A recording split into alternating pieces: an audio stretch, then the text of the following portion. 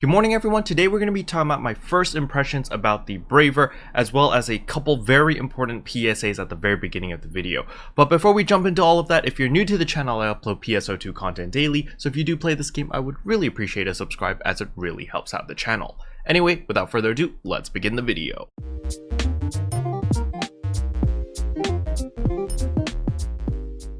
Alright, so the very first thing you want to do when you log in is press escape, go to system, go to get campaign items, and over here receive item character. Over here you're going to notice you get a N reset all skills for every single character, because remember this is receive item character, so every character that you have can receive one of these, which you can then put into storage, and then you could transfer between all your characters as long as they are on the same ship.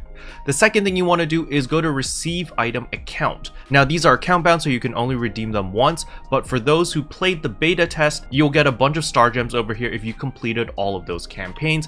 And there are more campaigns about joining an alliance, having more than 7 friends, apology for the seasonal enemy appearances, as well as the weapon Photon colors. There's a whole bunch of rewards, including the survey reward. Don't forget to pick up the 100 star gems over here. So basically if you pick up all of these star gems over here, it's like almost 1,000 star gems. However, keep in mind that you had to have played the beta to get a bunch of 100 star gems over here. If you never played the beta, then you only get the alliance, the friends, the seasonal enemies, weapons, and survey reward, which is still a substantial amount of star gems. Okay, all right, with that out of the way, the next thing I want to talk about is the scratch. So over here, if you play your free scratch, just do their free scratch every day, but the Braver SG scratch, do not, I repeat, do not spend SG on this scratch unless you're willing to take the risks. So what risks am I talking about here? When we go to the prize list over here, you're going to notice at the top there are a couple of like the Braver outfits, which are the new outfits. However, there are the old outfits as well. So for example, Gahora's outfit over here, you see this body type,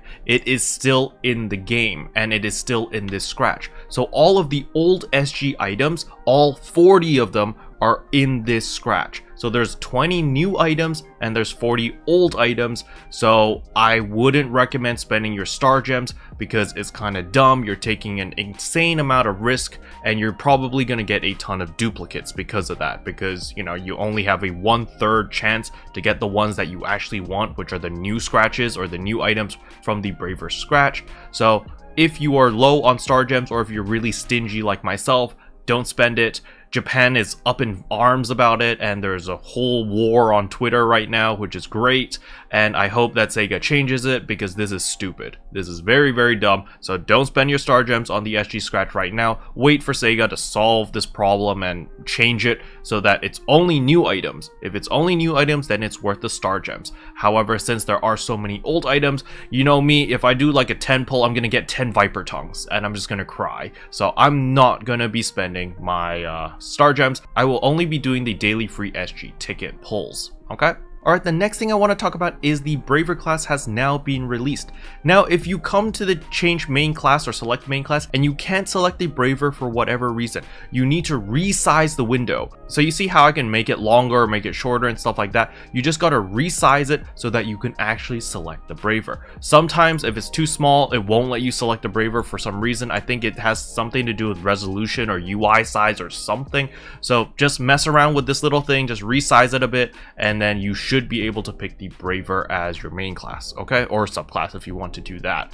And once you've clicked that, then the next thing I want to talk about is the skill tree. So when you go to learn class skill tree Braver over here, you have enough points to learn everything over here if you don't pick these 3 abilities: Mighty Guard, Breakfall HP Gain, and Resta Effect Amplifier. If you don't put any points into any of these 3, you can max out everything on the skill tree, which will let you use the bow as well as the katana to its maximum potential. However, some mathematicians, smarty pants people have been telling me that maybe you should only put 3 points into the Brave Combat Short Cycle and 4 points in the Brave Combat Final bonus, and that way you get 3 extra points, which you can put 1 point in each over here. So 1 in Rest Effect, 1 in Breakfall HP, and 1 in Mighty Guard. You can do that if you want. However, I personally have not tested that. What I've simply been doing is I've only put 1 point in Brave Combat Short Cycle. The reason for this is because Brave Combat Short Cycle reduces the effect duration, however also reduces the cooldown. But the reduction is linear. So if you look over here and put stage 5 Brave Combat Short Cycle, you're going to see that effect duration is 15 seconds, but the cooldown is 60 seconds. However, if you look at Brave Combat over here, this is without any points. The effect duration is 30 seconds and the cooldown is 120 seconds. So basically, if you don't put any points into Brave Combat Short Cycle, you can use Brave Combat every 2 minutes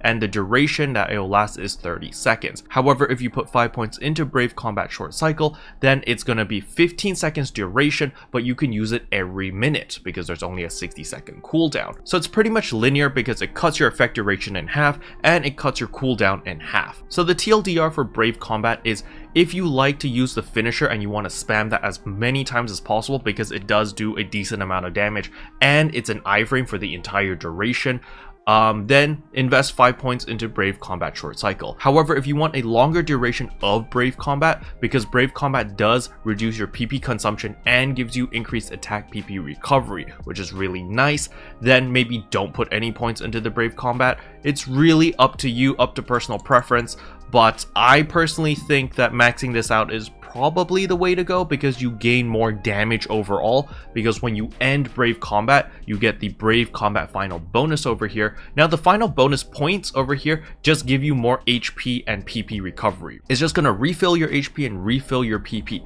However, on top of this, when you end Brave Combat, you actually do this really cool AoE attack, which does a lot of damage. Now I will go much more in depth in tomorrow's video about the Braver, because there is a lot of stuff to cover about this class and it is freaking awesome.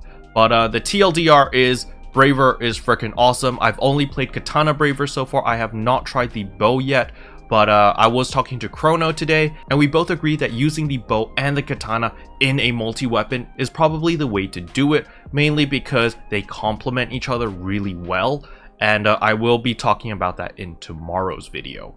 Now there's one more thing I want to talk about, and that is Fearless Attitude over here. Please read the description because it's really powerful. It is neutralizes enemy attacks to your front at a set time after releasing a Photon art or a normal attack, and automatically releases a counter. So I'm going to show you this ability because it is freaking crazy. So right now over here you can see my Braver. However, because I have a Forces weapon, you can see that I constantly have this shield around me, and that is because of the potential. So I take 50% less damage on the first hit, and that's what this shiny bubble is. But what you're going to notice if you don't have this bubble, or if you're using a different weapon, is when you auto attack, you see that shield in front of you, you see that blue aura, blue frontal cone thing in front of you, that is actually a counter. If an enemy hits into that, then you automatically counter, which is really cool. And this applies to both your auto attacks as well as your PAs, alright? It's at the very end when you sheath your katana, that is when the shield comes up, and it lasts for a good like 0.5 seconds, which is really cool. Boom. You see you glow white when you do a counter attack. It's really cool. However, you have to time it right because it's when you sheath the sword. It is not when you attack. So you do have to get a little bit used to the timing with the counters like this. Now you could counter with just the weapon action normally like that.